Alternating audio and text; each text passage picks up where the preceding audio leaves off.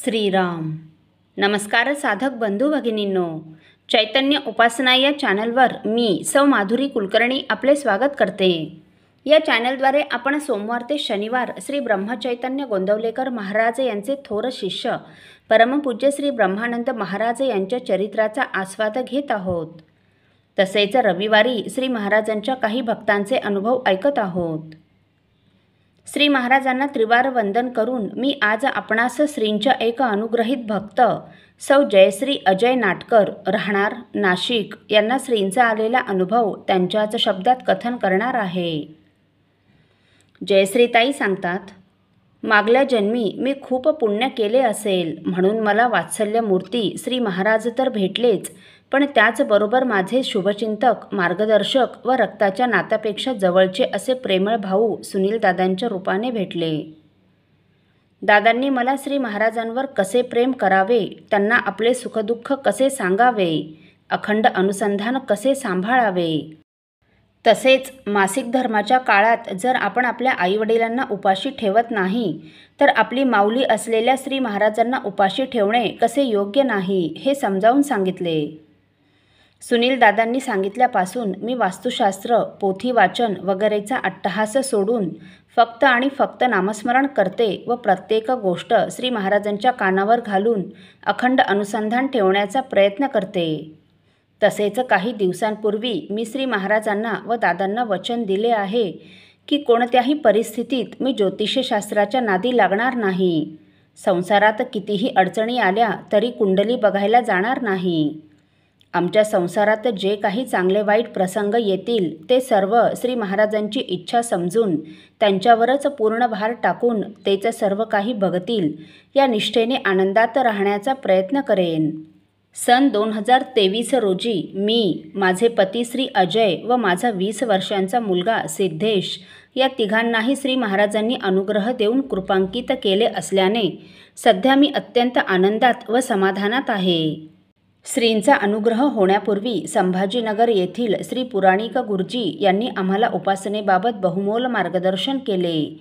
त्यांचे उपकार देखील मी आयुष्यात कधीही विसरू शकणार नाही. आम्हाला आयुष्यभर असेच श्री महाराजांच्या कृपाछत्राखाली राहता यावे व प्रतिदिन आमचा प्रत्येक श्वास श्री महाराजांच्या स्मरणात व प्रत्येक निर्णय, प्रत्येक कर्म हे त्यांच्या इच्छेने व आज्ञेनेच व्हावे अशी प्रार्थना मी क्षणोक्षणी श्री महाराजांना करत असते.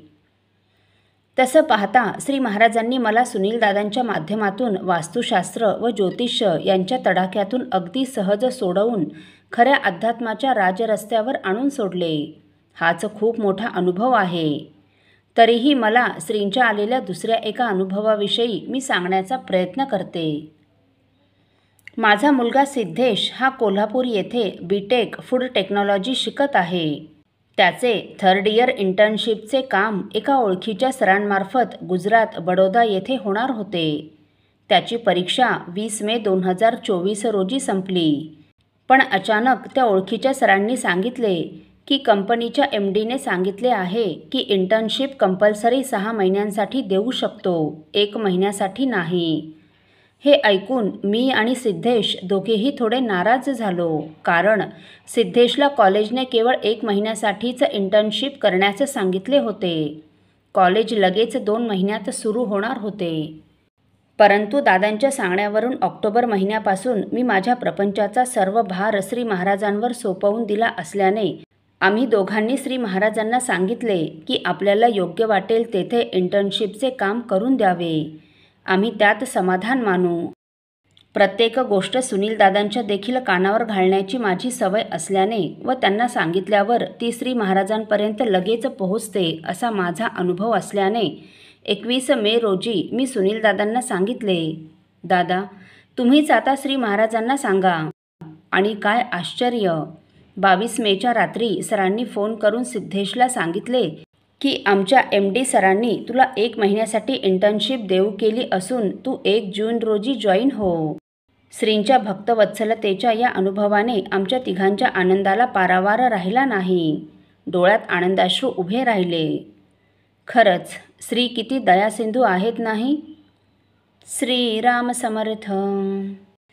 साधकजन हो, जयश्री ताईंनी सुनीलदादांच्या सांगण्यावरून वास्तुशास्त्र, ज्योतिष्य यांचा नाद सोडून फक्त आणि फक्त श्री महाराजांची कास धरली व जीवन त्यांच्यावर सोपवून राहू लागल्या. या अशा भावनेतून साधकाची श्रींप्रतीची श्रद्धा वाढत जाते व कालांतराने त्याचे रूपांतर ते करतील ते आपल्या भल्याचेच असेल अशा निष्ठेत होते. या निष्ठेमागे दडलेले असते आपल्या माऊलीविषयीचे असीमित प्रेम. मग स्त्री देखील आपल्या लेकरांवर प्रेम केल्याशिवाय राहू शकतील का? अर्थातच नाही. अहो, त्यांना आपल्या लेकरांशिवाय, भक्ताशिवाय दुसरे कोणी आहे का? म्हणूनच तर आपल्या बाळांच्या मनातील सर्व इच्छा जाणणाऱ्या व पूर्ण करणाऱ्या स्त्रींनी जयश्री ताई व त्यांच्या मुलाच्या सिद्धेशच्या मनीचे भाव जाणून, मनीषा जाणून MD साहेबांचे मत बदलून बाळ सिद्धेशला त्याला अपेक्षित असलेली 1 महिन्यासाठी इंटर्नशिप देऊ केली. साधक हो, स्त्रींच्या अशा अनुभवातून त्यांच्या अस्तित्वाची जाणीव जिवंत राहते व साधक त्यांना अधिकच चिकटतो. त्यांच्यावर अगदी मनापासून प्रेम करायला लागतो. त्यांना आपल्या घराचे, संसाराचे कर्ता करविता समजतो व त्यांना आवडणारे भगवंताचे नाम अखंड घेण्याचा प्रयत्न करतो. यातूनच त्याला अखंड अनुसंधानाची किल्ली सापडते. कालांतराने अशा या अखंड स्मरणात, अविरत अनुसंधानात दिवस आहे की रात्र आहे याचे देखील त्यांना भान राहत नाही. आता त्याच्या मनाचा व देहाचा ताबा सद्गुरूंनी घेतलेला असतो. जणू त्याचे दैवत त्याच्या अंगात सदैव खेळत आहे असेच वाटते. आपल्याला परमार्थ साधावा असाच नवस असा साधक बोलत असल्याने सद्गुरू माऊली त्याची ती इच्छा पूर्ण करतात व त्याच्याहून ते निराळे न राहता त्याच्या अंतरातच कायमचा वास करतात. सर्वांच्या ठिकाणी समभावना असलेले सद्गुरू अखेरीस सर्व भक्तांना ब्रह्माचा अनुभव करून देऊन मुक्त करतात. साधकाच्या उत्तरोत्तर होणाऱ्या या प्रगतीचे, अवस्थांतराचे सुंदर वर्णन करताना संतश्रेष्ठ तुकाराम महाराज म्हणतात, चिंतिले ते मनीचे जाणे, पूर्वी खुणे अंतरीचे, रात्री नकळे दिवस नकळे, अंगी खेळे दैवत हे, नवसियाचे पुरवी नवस, भोगी त्यास भिन्न नाही, तुका म्हणे समची देणे, समचरणी उभा असे. असो. साधक हो, आपल्यापैकी कोणा श्रींच्या भक्तांना श्रींचे असेच काही अनुभव आले असतील तर इतर साधकांचे श्री महाराजांवरील व त्यांचा प्राण असलेल्या नामावरील प्रेम वृद्धिंगत व्हावेत या पवित्र हेतूने आपण मला ते 9422843253 अथवा सुनीलदादांच्या 9892608401 या व्हॉट्सअप नंबरवर कळवावेत अशी नम्र विनंती. श्रीराम समर्थ.